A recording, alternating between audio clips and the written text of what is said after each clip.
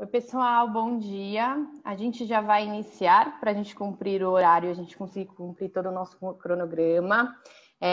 Obrigada a todos por estarem virtualmente presentes. Eu sou a Débora, eu sou uma das responsáveis pela estrutura de TI aqui na Robert Half e nós organizamos esse webinar com o intuito de trocarmos informações sobre o mercado de tecnologia e hoje a gente vai falar principalmente sobre cultura digital. Então, acho que além de processos e tecnologia, a gente vai falar de pessoas, afinal, precisamos pensar nelas antes de pensar em qual tecnologia que nós usaremos, principalmente em cada situação, e qual o impacto causado, e que, obviamente, ele seja positivo, né, nas pessoas, nas organizações. Fiquem à vontade para enviarem perguntas. Ao decorrer aí do nosso bate-papo, a gente vai respondendo o máximo possível. E eu espero que vocês gostem aí do nosso evento. Eu passo a palavra aí para a Mari, para ela falar um pouquinho também. Bom dia, pessoal. Sejam bem-vindos a mais um evento corporativo online da Robert Half. A Débora já adiantou o nosso tema. Me apresentando, eu sou Mariana Orno, tenho 10 anos de Robert Half, sou responsável pelas áreas de jurídico, recursos humanos e tecnologia. É um prazer ter vocês aqui novamente com a gente. E eu queria passar a palavra para o nosso convidado de hoje, Marco Antônio Cavallo, que é um especialista da área de TI e muito conectado em negócios. E a gente vai juntar duas áreas aí bem importantes, que seriam a área de recursos humanos e tecnologia, nesse nosso evento hoje. Bem-vindo, Marco. Obrigado, Mariana. Obrigado, Débora. É uma alegria poder estar aqui com vocês hoje. Como a Mariana falou, eu sou, na verdade, hoje eu trabalho com a Just, eu sou o head da área de parcerias para toda a América Latina, mas eu já trabalho, na verdade, até hoje, há bastante tempo, há mais de 20 anos com o mercado de tecnologia.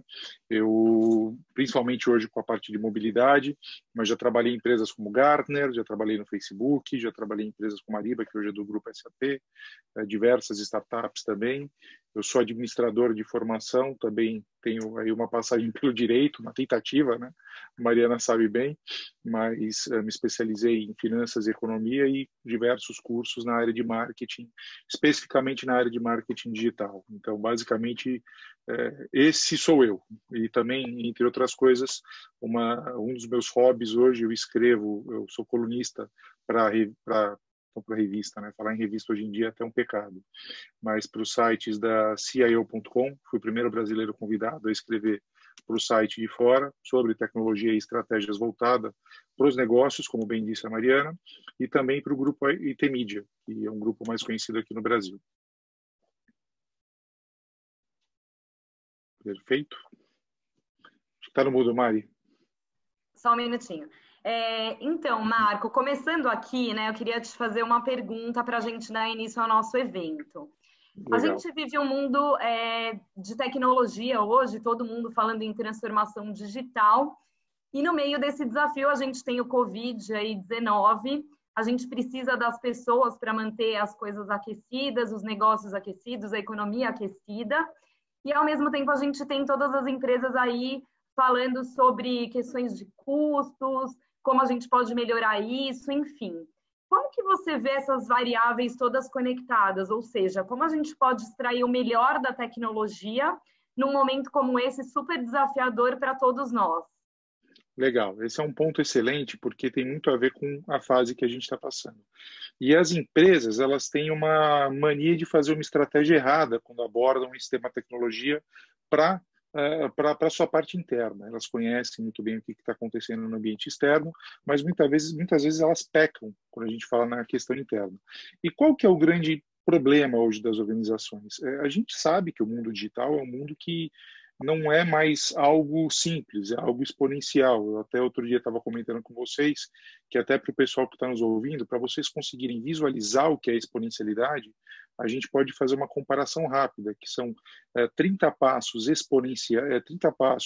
lineares seriam equivalente a 30 metros, e 30 passos exponenciais são 27 voltas na Terra. Essa é a velocidade que a tecnologia anda atualmente. ou seja, algo que muitas vezes nós não conseguimos acompanhar. Então, o que as empresas fazem? Elas veem aquela avalanche de novas tecnologias, elas resolvem, primeiro, escolher uma tecnologia. Após escolher essa tecnologia, vamos supor, escolheram aí o IoT, aquela parte de sensores. Após escolher essa tecnologia, elas começam a observar para o ambiente, elas criam uma estratégia sem olhar para o ambiente externo, porque antes elas deveriam fazer isso, mas não fazem. Então, elas criam uma estratégia, depois elas querem, talvez, numa linda ilusão, adaptar o mercado à estratégia delas. E, por último, elas veem as pessoas. Se as pessoas sabem utilizar essa tecnologia, se as pessoas estão habituadas com essa tecnologia, quando é exatamente o inverso que elas deveriam fazer. Elas deveriam observar se as pessoas, tanto do ambiente interno como externo, mas principalmente do ambiente interno, sabem utilizar essa tecnologia, têm familiaridade, sabem, compreendem como que o negócio vai ser afetado através dessa tecnologia. Então, esse é o primeiro ponto. O segundo ponto é, vamos olhar para o ambiente externo, vamos criar uma estratégia que esteja voltada para o nosso ambiente interno e externo. E, por último, a parte final seria pegar uma tecnologia, escolher qual a tecnologia que melhor se adequa. Então, esse é um problema sério, porque isso acaba fazendo com que as empresas percam muito dinheiro nessa questão de vamos investir em tecnologias erradas. E o grande problema é quando você tem um processo que ele é errado e você aplica uma tecnologia nesse processo errado, o resultado é que você vai ter um processo errado mais rápido. Então, nós não queremos isso dentro das empresas. E elas acabam se limitando. Elas acabam limitando o seu poder de poder expandir, de poder trazer novas tecnologias e reinventar o seu negócio. Na minha visão, o futuro do trabalho ele está numa convergência entre 3 fatores. O primeiro é a cultura. Como que você faz a sua cultura, como você transforma a sua cultura, como você faz os seus colaboradores ficarem mais engajados, mais empoderados a tomarem decisões. O segundo é o espaço onde se trabalha. O espaço ele pode ser físico, ele pode ser virtual, mas ele tem que ser um espaço onde ele trate os colaboradores de forma conectada e segura. Isso é importante. Isso independente do lugar ou horário. E, por fim, eu acho que isso é o mais importante, é o sentimento de unidade. É você trazer uma sinergia entre tecnologia e pessoas. E isso hoje falta. Hoje a gente está vendo, a gente tem uma brincadeira, eu estava conversando com alguns amigos que são analistas do mercado, e eles estavam me falando que existe uma brincadeira, o pessoal pergunta, fazem muitas pesquisas, quem que foi o maior, quem foi que acelerou a transformação digital na tua empresa? Aí o pessoal fala, a equipe de tecnologia, o CEO, hoje está aparecendo já em terceiro lugar o Covid-19.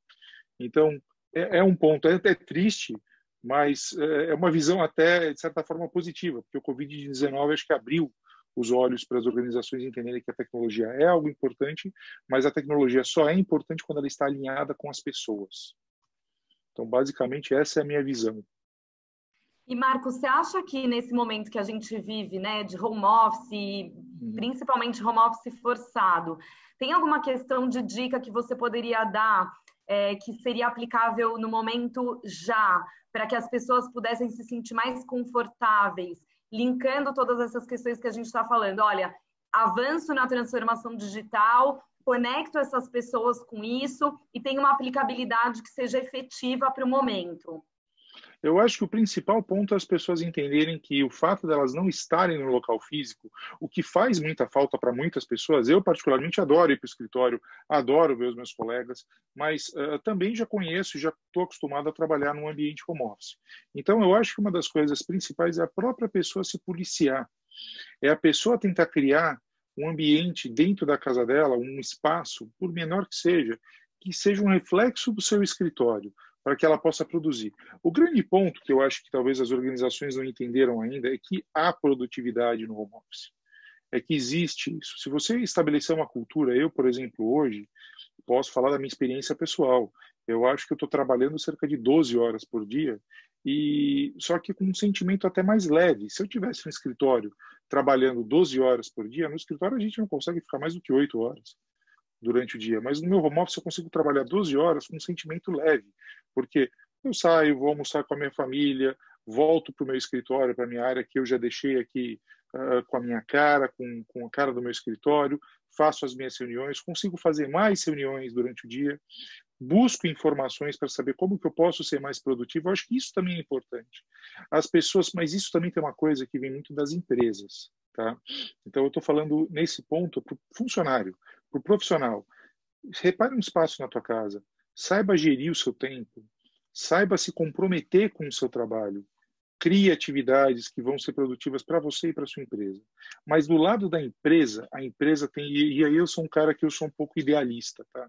Eu sonho com um mundo onde as pessoas vão acordar felizes, vão para os seus trabalhos felizes e com um senso de segurança. Então aí vem a parte do empregador. E eu confesso para você que eu tenho ficado até muito feliz em ver o que as empresas estão fazendo. As empresas, elas muitas, obviamente, elas ficaram um pouco receosas, mas agora estão retomando os seus processos, por exemplo, seletivos. A minha empresa, por exemplo, ela contratou 26 funcionários no último mês. Então, as empresas não devem parar, porque isso mostra para o funcionário, olha, é um momento difícil, mas nós temos um lastro, nós estamos aqui para ajudá-los. Sabemos que o mercado não está fácil, mas nós podemos ajudá-los. Então, isso vai dar uma sensação de segurança para o funcionário. Quando você dá essa sensação de segurança para o teu funcionário, ele vai produzir muito mais estando em home office, estando onde ele quiser, num coworking. Aliás, eu não recomendo agora ninguém para coworking, esperem passar essa onda, mas dentro das suas casas eles vão continuar produzindo, eles vão continuar tendo esse sentido para acelerar os seus negócios. E o importante é as empresas entenderem que elas não têm que ficar limitadas e achando que os negócios estão parados. Eu acho que o que eu falei antes, dessa falha da adoção das tecnologias, tem muito a ver com isso. As empresas hoje elas poderiam estar utilizando diversas tecnologias para acelerar os seus negócios. Eu acho que a gente vai falar um pouquinho sobre isso daqui a pouco, dando até alguns casos e algumas sugestões para alguns mercados que eu conheço, mas enfim, eu acho que essa é a visão. Eu acho que existem duas partes para o home office. O funcionário está comprometido e a empresa está dando essa sensação de segurança. Muito bacana. E quando você traz, por exemplo, lógico, dentro do que você pode abrir, né? Puxa, a minha empresa está contratando, não vamos parar a economia. Você tem exemplos que você pode compartilhar com a gente de áreas que estão mais aquecidas dentro da tua corporação, que você vê externamente? Ou como que essas pessoas podem realmente fazer a diferença num momento como hoje? Como que as empresas se preparam para receber essas pessoas nesse momento também que vivemos de home office? Enfim, do ponto de vista prático, o que a gente pode trazer para as pessoas que estão nos ouvindo para que isso se torne uma experiência mais próximo do concreto, né? Legal, não, excelente pergunta essa, porque assim, obviamente a gente tem áreas que estão se beneficiando. Existem empresas, existem ramos que, obviamente, numa situação como essa, elas se beneficiam. Se a gente for olhar, por exemplo, a própria ferramenta que a gente está usando hoje, o Zoom, basicamente ele quase que triplicou o valor das ações nas últimas semanas. Então, obviamente que o segmento de tecnologia em si ele está muito favorecido hoje. Existem alguns segmentos que o pessoal até fala, pô, deve estar super favorecido, mas depende muito da empresa e depende muito do tipo de modelo de negócio que tem. O pessoal fala muito da área de games. E sim, os games eles voltaram com força toda. O pessoal está em casa, ficam lá jogando, comprando coisa online.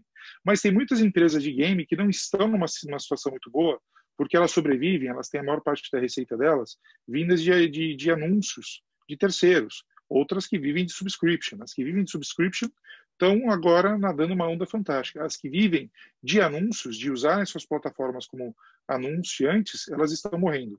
Agora, você tem também que sair um pouco da tua caixa, de pensar.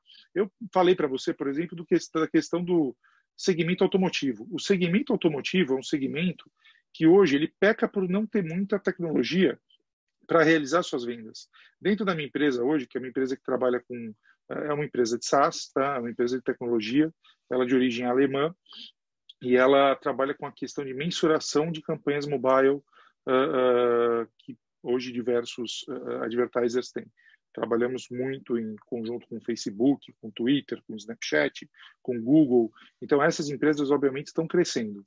Então, a minha empresa, ela tem uma mentalidade que é o seguinte, obviamente, contratamos muitos desenvolvedores, mas, pasmem, contratamos pessoal de vendas, pessoal jurídico, pessoal de outras de marketing. Poxa, por que vocês estão loucos? Vocês contrataram agora? Sim! Esse é o melhor período para você fazer um ramp-up, para você fazer um onboarding desse pessoal. Então, quer dizer, o pessoal de vendas, eles iniciam, obviamente, a gente sabe que esse mercado vai continuar, que é um mercado que nós observamos as projeções, nós sabemos o estágio que o nosso mercado está, sabemos se ele é um mercado que vai continuar ou não. Mas o importante é que esse pessoal, agora, eles vão fazer o quê? Um onboarding, eles vão fazer um treinamento, ou seja, daqui a 3 meses, quando o mercado voltar ao normal, e eu acho que até pode ser menos tempo do que isso, mas daqui a 3 meses, quando o mercado voltar ao normal, o volume de treinamentos, o volume de informação que nós estamos dando para esses profissionais vão fazer com que eles estejam talvez mais bem preparados aqueles que entraram há um ano atrás. Então, esse é um ponto que é importante que as empresas também têm que pensar. Pô, será que o meu mercado vai acabar daqui a 2 meses? Será que a minha empresa vai estar de pé daqui a 2 meses? Eu acredito que sim. Eu acho que o Brasil hoje está numa posição melhor. Tiveram empregos que foram cortados? Tiveram empregos que foram cortados. Agora, uma coisa que é importante a gente ver é que a nossa situação não é uma situação tão ruim. Se a gente comparar hoje, todo mundo compara muito com os Estados Unidos. Mas os Estados Unidos, em 2 semanas, houveram 10 milhões de demissões. Ou seja, praticamente o que se tem hoje de desempregados no Brasil foi o número de demissões que houveram em 2 semanas nos Estados Unidos. O Brasil vai chegar nesse ponto? Nem de perto. Nem de perto. O Brasil tem uma economia diferente, um tamanho diferente, leis diferentes, garantias diferentes, e hoje eu acho que a gente tem mecanismos para sair dessa crise, que, entre aspas, é uma crise, mas é mais uma, digamos assim, uma estagnação por enquanto, muito mais rápido do que esses países. Então, acho que as empresas têm que começar a prestar atenção nisso. Eu posso dar o exemplo, se você me permitir, Mariana, de um número real, porque o pessoal fala, pô, você está me falando uma coisa, mas tem algum número para embasar isso? Eu vou dar um número, por exemplo, que o IDC passou ontem para a gente, e para vocês entenderem como que talvez o Brasil não esteja numa situação tão ruim. A gente está prevendo que vamos falar dos investimentos em tecnologia. Os investimentos em tecnologia, eles caíram bastante agora. Em março desse ano, a gente está vendo uma queda aí na casa de 4%. Mas se esperava, para o ano que vem, para esse mesmo período, para 2021, que as vendas estivessem na casa de 5%. Estamos falando hoje, pós-Covid-19, em 4,8%, uma redução mínima. Então, você entende que existem mercados que não vão parar tanto? Outra coisa, quando a gente fala de PIB, o PIB do Brasil ele vai cair, já estão falando aí na casa de 5,5%. Mas vamos falar do PIB da Argentina, vai cair 6,5%. Vamos falar do PIB do Chile, que vai cair na casa de 4,5%. Ou seja, globalmente, todos os PIBs vão cair. Tem países que o PIB vai cair cerca de 10%. O Brasil está na média. Então, dentro de um cenário global, o Brasil vai ficar em que situação? Numa situação como se ele crescesse 0, se ele crescesse talvez menos 0,2. Então, isso é uma outra coisa. E qual que é a previsão, Marco, para o ano que vem? A gente está falando do ano que vem já voltar a crescer na casa de 2%. Então, as empresas elas não deveriam parar agora. Elas deveriam aproveitar esse momento para fazer as suas contratações, para rever os seus negócios. E depois até vou falar de algumas dicas, mas também entender qual a situação, qual o estágio da exponencialidade digital para dizer que a sua indústria está. Sim. Marco, considerando essas questões que você trouxe e também a importância aí da transformação digital, como uma empresa pode identificar o estágio que ela se encontra em relação a isso?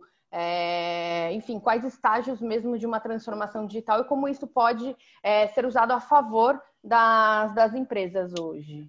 Excelente pergunta. Então, esse é um ponto importantíssimo, porque toda vez que a gente fala da exponencialidade digital, a gente tem que atentar para alguns fatores. Existem alguns estágios. Eu acho que o primeiro estágio, quando a gente fala de digitalizar um serviço, um produto, a gente está falando em trazer ele para uma linguagem comum. A linguagem comum é aquela linguagem binária que existe dentro dos computadores, que é tudo 0.1. Para quem assistiu Matrix, deve lembrar disso muito bem, que o Neo olhava para o pessoal e via só um monte de 0 e 1 trazendo. Então, como que eu transformo algo físico em algo digital? A gente viu isso acontecer no e-commerce. Eu acho que o melhor exemplo hoje é esse. Mas depois disso, existe uma coisa chamada hype. O hype é aquela empolgação que existe. Puta, quando lançou o iPad, vai substituir o laptop. Não é bem assim. Então, existe uma segunda fase, que é a fase de decepção. Tá? Que é aquela fase que, passado aquele hype, aquela euforia daquela tecnologia, começamos a ver para que ela efetivamente serve. Vocês querem ver um exemplo fantástico? O Bitcoin. O Bitcoin ele foi lançado, todo mundo falou, vai ser a moeda do futuro. Começaram a entender que, opa, peraí, existe questão regulatória, ele começou a ser utilizado para comprar drogas online, Então, o buraco era mais embaixo. Então, existe essa fase da decepção. Será que a sua indústria está passando por essa fase? É importante você ver que as pessoas estão olhando, pô, será que isso aqui efetivamente serve para mim? Então, isso é uma parte importante. Esse eu acho que é o maior risco. Tá? Esse eu acho que é o maior risco. Quando a gente fala depois da fase seguinte, é a fase da disrupção. Será que o meu negócio pode trazer uma disrupção tremenda, pode reinventar o mercado? Será que eu consigo adaptar o meu negócio para algo que vai reinventar o mercado? Eu gosto de dar o exemplo das impressoras 3D. A impressora 3D, quando ela saiu, o pessoal olhou com aquela cara, será que isso vai dar certo? Hoje, ela é uma tecnologia que nada mais está ameaçando uma indústria de 10 trilhões de dólares anuais. Porque a gente está falando do mercado de biotecnologia, a gente está falando do mercado automotivo, a gente está falando do mercado aéreo, tudo podendo ser feito com impressão 3D. Então, é um mercado que traz uma disrupção. E esse também é um ponto que é legal a gente estar atento para ver se existem outras tecnologias ou outros serviços que podem substituir o nosso. Então, isso também pode causar uma certa, poxa, agora eu tenho um restaurante, será que o delivery vai acabar com o meu espaço físico? Obviamente que esse é um exemplo besta de se dar, porque a gente sabe que não. O Brasil é um país social. Se você tem um restaurante, o pessoal vai querer continuar indo no teu restaurante, e eu acho que depois que acabar isso, acabar a quarentena, as chances são que você vai ter um aumento no teu público enorme. Mas é uma questão interessante de se pensar, é uma provocação que você, assim como muitos outros negócios, tem que trazer assim. Será que tem alguma coisa que pode trazer essa disrupção, acabar substituindo o meu produto ou serviço? Após isso, existe a questão da desmonetização. Marco, peraí, eu vou parar de ganhar dinheiro? Não, não é bem assim. Você vai encontrar outras formas de ganhar dinheiro. Eu gosto de dar o exemplo da fotografia digital. A fotografia foi já uma das commodities mais caras que a gente tinha. Lembra quando você tinha que comprar aquele rolinho? Depois você tinha que a Débora e a Mariana não vão lembrar porque são novas. Mas enfim, você tinha que comprar aquele rolo que era caro da Kodak, você tinha várias formas. Era quase que você tinha que ser um especialista nisso. De repente apareceu a fotografia digital. Já desmonetizou uma grande parte do mercado, que era a parte da fotografia que você levava para revelar. E após isso, hoje, dentro dos nossos celulares, né, quem não tem um celular hoje, isso daqui, já tem câmeras embutidas. Então, você não tem mais um valor monetário para isso. Então, esse é um grande ponto. Poxa, mas como é que as empresas ganham hoje dinheiro? Hoje, as plataformas que gerenciam essas fotografias, elas ganham dinheiro dentro da informação que nós acabamos fornecendo para eles dentro desses produtos. O Facebook é um grande exemplo. O Facebook provê uma plataforma que você pode se conectar com qualquer ser humano em qualquer parte do mundo. Ele não te cobra nada por isso. O que ele está cobrando? Basicamente, você está dando as informações para depois ele conseguir criar um perfil seu e mandar, provavelmente, propagandas ou anúncios que vão ser do seu interesse. Após isso, tem a parte que eu acredito ser uma parte muito importante, que é a parte da desmaterialização. Eu posso até voltar a falar na questão das fotografias, porque hoje as máquinas digitais elas praticamente sumiram, elas foram substituídas. A Wikipedia acabou desmaterializando a Barça. Então esse também aí você tem que olhar qual que é o risco do teu negócio. Será que o meu negócio ele vai ser desmaterializado? Setor automotivo, eu acho muito difícil você desmaterializar um carro. Talvez você esteja substituindo a propriedade do veículo. Mas, poxa, isso será que é uma coisa ruim? Não, você tem oportunidades grandes em trabalhar com as empresas que hoje estão adquirindo os veículos para fornecer eles a título de serviço para as empresas. Até as empresas podem começar a transferir a propriedade, ao invés de vender o carro para você, fazer um leasing operacional, como é feito em muitos lugares do mundo, onde você não tem a propriedade do veículo. E, por fim, existe a democratização. Esse é o momento que o teu negócio vai explodir. O celular, ele já foi uma tecnologia muito cara, de pouca acessibilidade. A partir do momento que ela se democratizou, hoje todo mundo tem um smartphone. Hoje você consegue trabalhar através dessa plataforma. Outro caso muito interessante é o caso da internet. A internet, quando ela surgiu, num período de um ano e meio, havia 20 sites, porque as pessoas não tinham acesso. A partir do momento que se democratizou, que se criou o browser, ou o Explorer, como a gente conhece hoje, ou o Safari, ou o Google Chrome, você criou uma democratização da internet. Em coisa de um ano, surgiram 300, acho que foram na casa de 300 a 500 mil sites. É outra coisa, olha a oportunidade que se tem. Então, as empresas que estão hoje, você pode falar assim, poxa, será que o meu negócio está se desmaterializando? Sim, é importante você saber disso. Mas por que não observar quais outros negócios estão se desmaterializando para que você entenda as oportunidades que você vai ter com o seu negócio para suprir esse mercado? Então, essas fases são importantes. As empresas, elas falham em fazer essa leitura do mercado às vezes e elas deixam de perder um momento muito importante por causa de uma crise. Se alguém lembrar, a Amazon surgiu no meio de uma crise enorme. Foi aquela crise, ela surgiu em 2000, teve uma crise global grande, mas ela conseguiu capitalizar em cima disso. Empresas como o Uber, quando teve a crise em 2015, foi o tempo que eles mais investiram no Brasil, porque era uma época que as pessoas não poderiam comprar veículos. Então, de novo, uma recessão, uma crise, ela tem oportunidades. Falta, às vezes, a empresa ter essa flexibilidade existencial e ter esse olhar mais, como que eu posso dizer, esse olhar mais de águia para o mercado, fazer uma pesquisa e ter uma flexibilidade no seu planejamento. Depois acho que a gente vai falar um pouquinho sobre isso. Mas, basicamente, eu acho que esse é o cenário que o mercado, às vezes, que as empresas falham em perceber.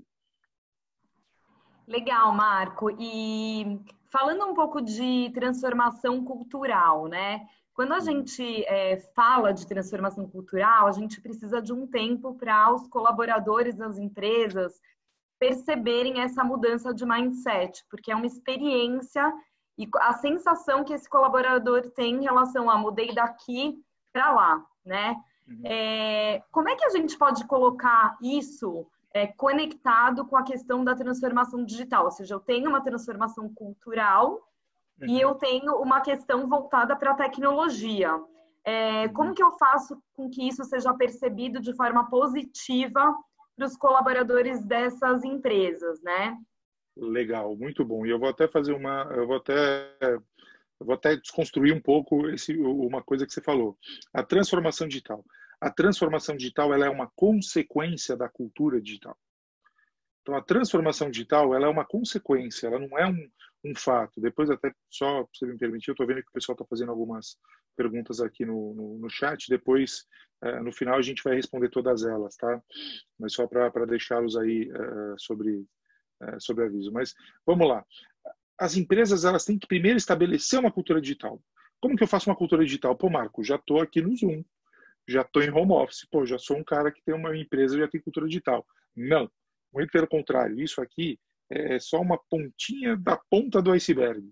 Isso que a gente está passando hoje. A cultura digital, ela vai mais além. A cultura digital, ela é algo que tem algumas dimensões, e isso pode variar de segmento para segmento, mas eu posso colocar algumas que são mais gerais. Então, acho que o primeiro ponto da cultura digital, da empresa conseguir, é a questão do customer centricity, que é você ter a centralidade no teu cliente, é você capacitar os teus funcionários a utilizarem soluções digitais, como essa, por exemplo, que a gente está sendo capacitado agora, para continuar trabalhando com os clientes e até mesmo transformar a experiência deles em algo melhor. Você pode até utilizar eles com essas facilidades agora para que vocês possam co-criar produtos novos, trazerem novas soluções. O problema das empresas quando a gente fala de customer centricity, é aquela sensação de engajamento constante.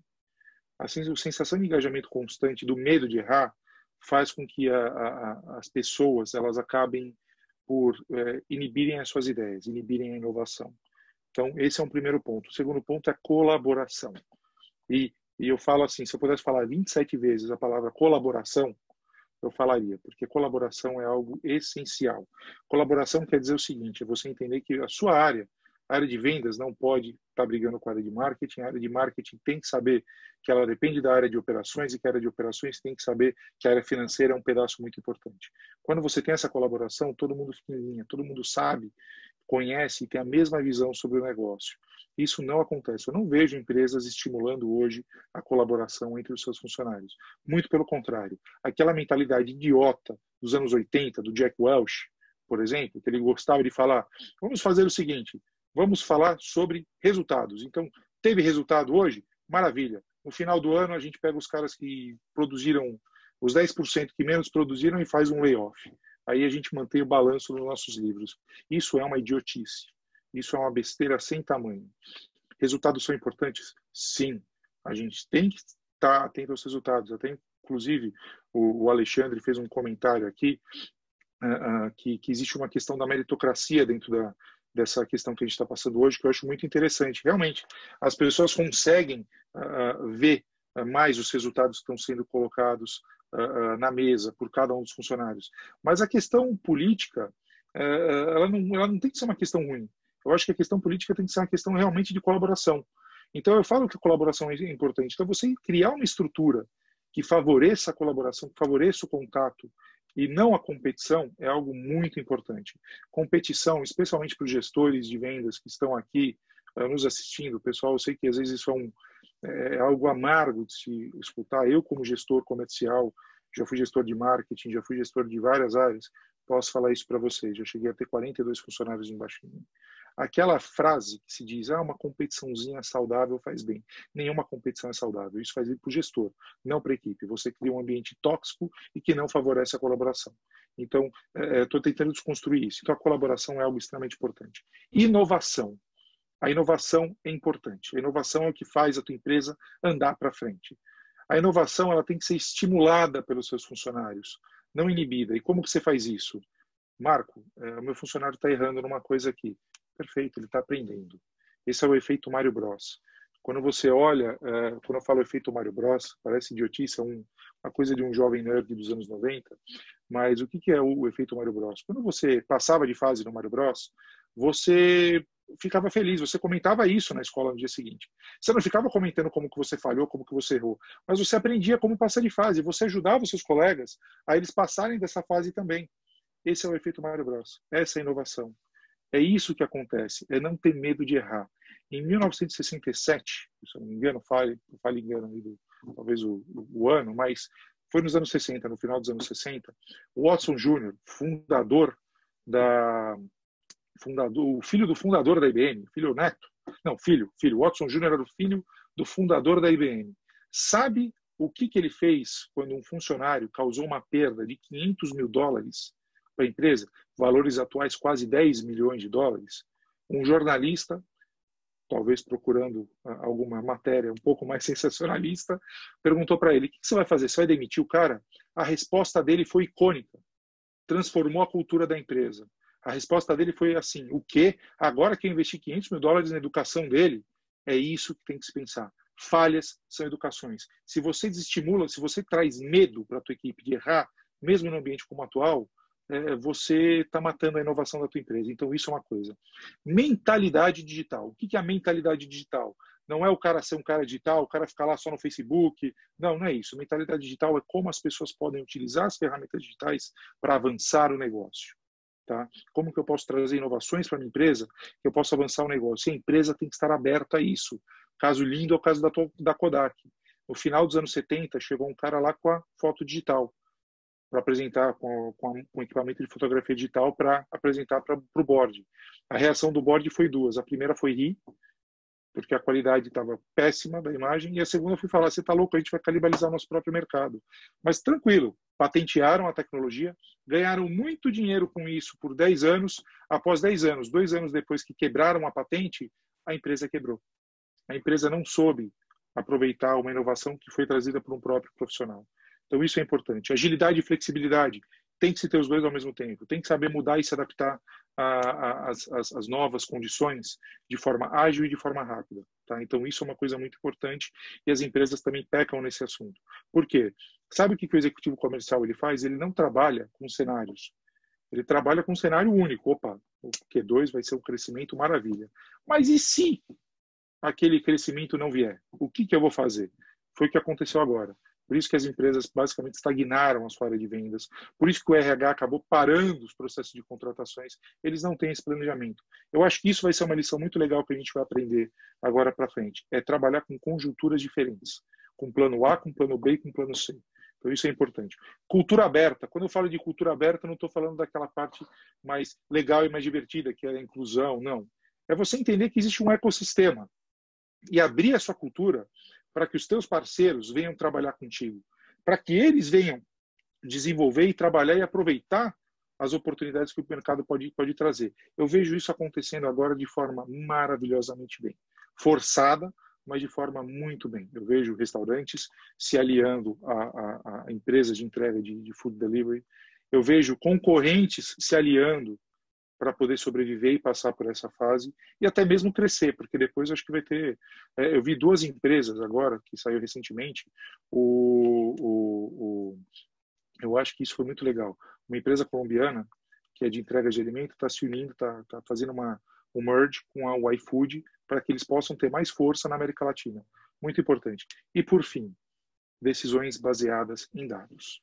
Saber buscar as fontes das informações, saber buscar a informação correta. Hoje, e principalmente para os gestores que estão aqui ouvindo, para as empresas, para os profissionais de recursos humanos, vocês são o fio condutor. O profissional de recursos humanos é o fio condutor da cultura digital, tá?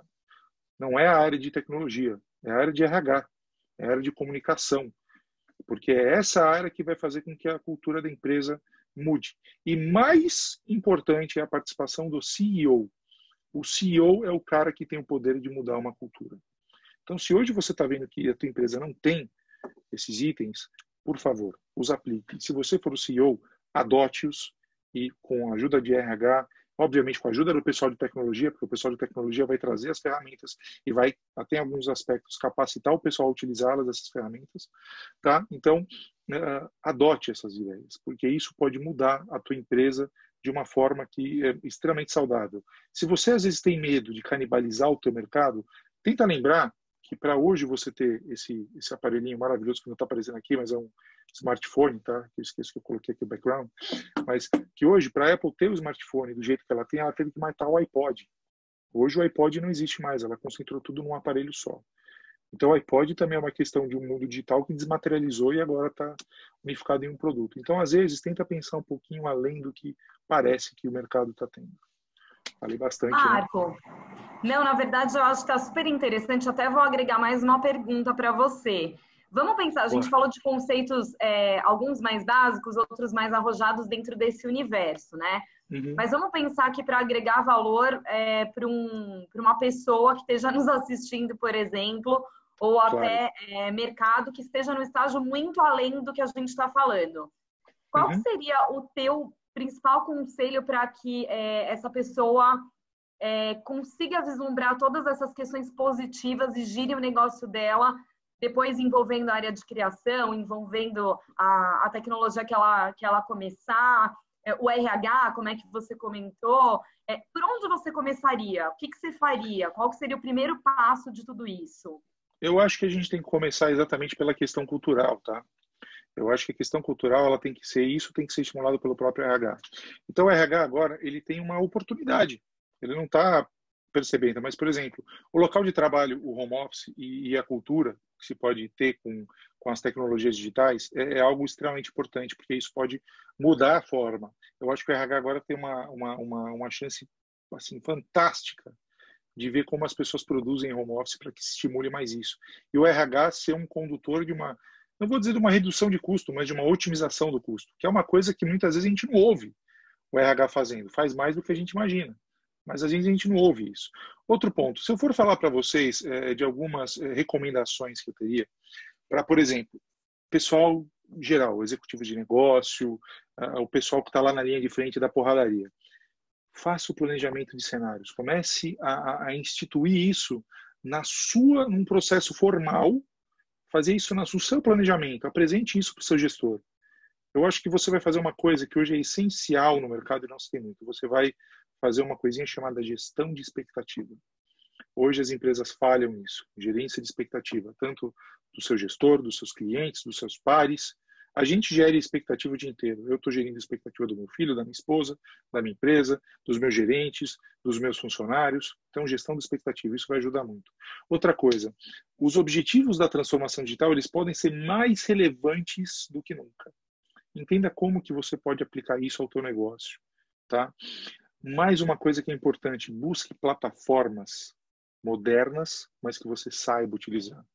Para os gestores, especialmente para o pessoal de tecnologia que está assistindo aqui, busquem plataformas que o pessoal vai conseguir usar. Porque depois, uma coisa que deveria ser um catalisador da transformação digital pode se tornar um inibidor da transformação digital. Então, entenda as plataformas.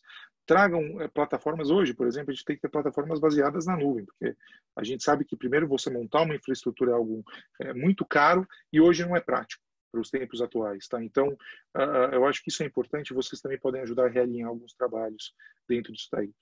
E assim, não tomem decisões drásticas no curto prazo.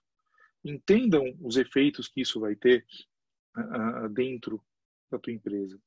Para as organizações, para os gestores, eu falo para eles observarem o contexto. Entendam o que os clientes querem. Sabe aquele negócio quando o diretor comercial, você pergunta para ele, fala assim, qual que é o teu principal negócio? E ele vai te responder, cuidar dos clientes das empresas, da nossa empresa.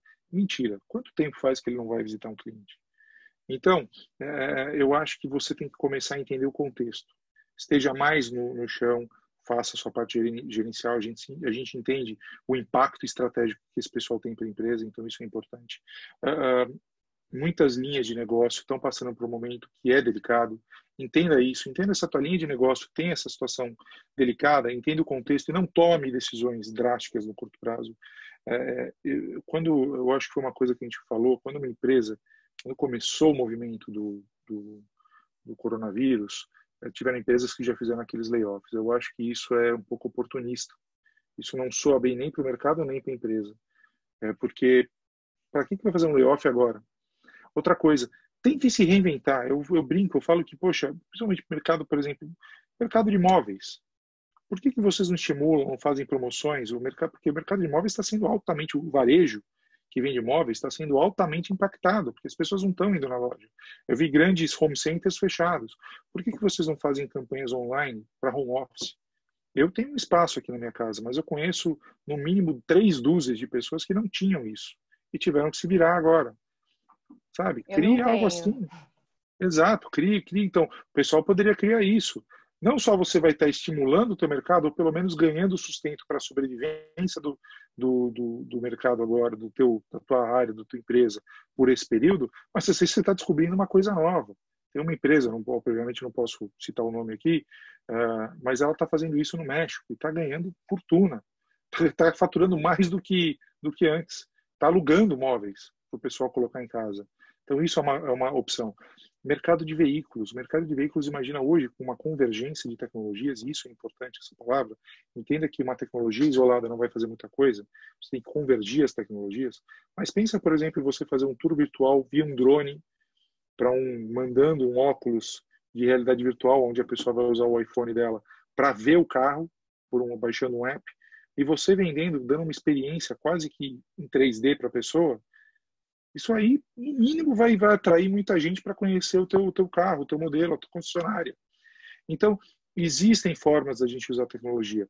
Vejam isso. E mais importante, integre os processos do seu marketing digital.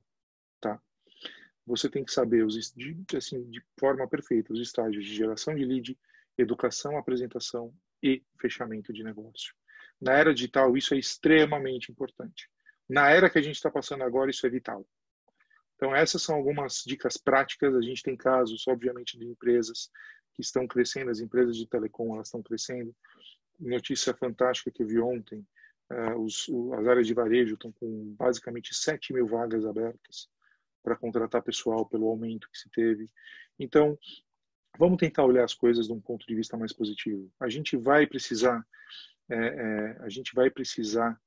ter um pouco de resiliência nessa hora, ter um pouco de criatividade. Isso, o brasileiro é fantástico.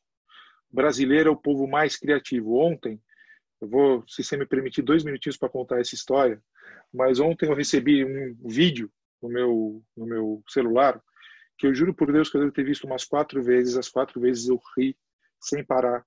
Mas olha como a criatividade do brasileiro é uma maravilha. Muitos de vocês devem ter visto esses novos memes aí com o pessoal com caixão dançando. Né, que agora virou febre isso daí.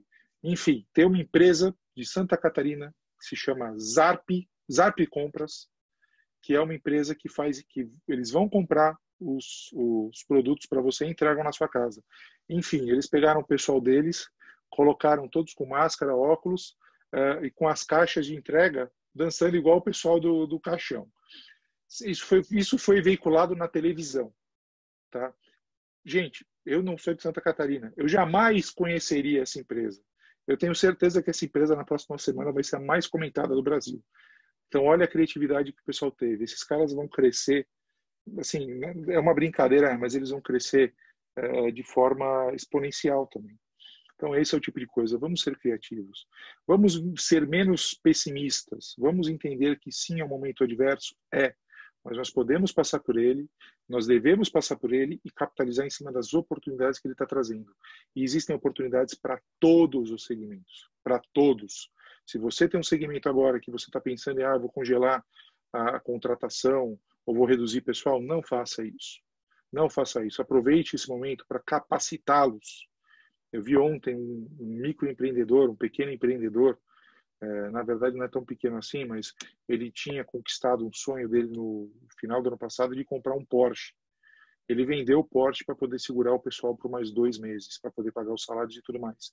Por quê? E ele postou isso com um sorriso no rosto. Falou, ainda bem que eu tinha esse bem para vender e segurar todos os meus funcionários. Pensem nisso. Eu acho que tem empresários bons, existem empresas muito boas e as empresas só estão passando por um momento agora de medo, de ansiedade. Isso vai passar. Marco, obrigada por todas as informações. Tem uma pergunta aqui que o Sidney fez, que eu achei bastante interessante, também uma curiosidade minha, tá? Que é como que você vê a retenção de conhecimento em um processo de transformação digital, de transformação cultural.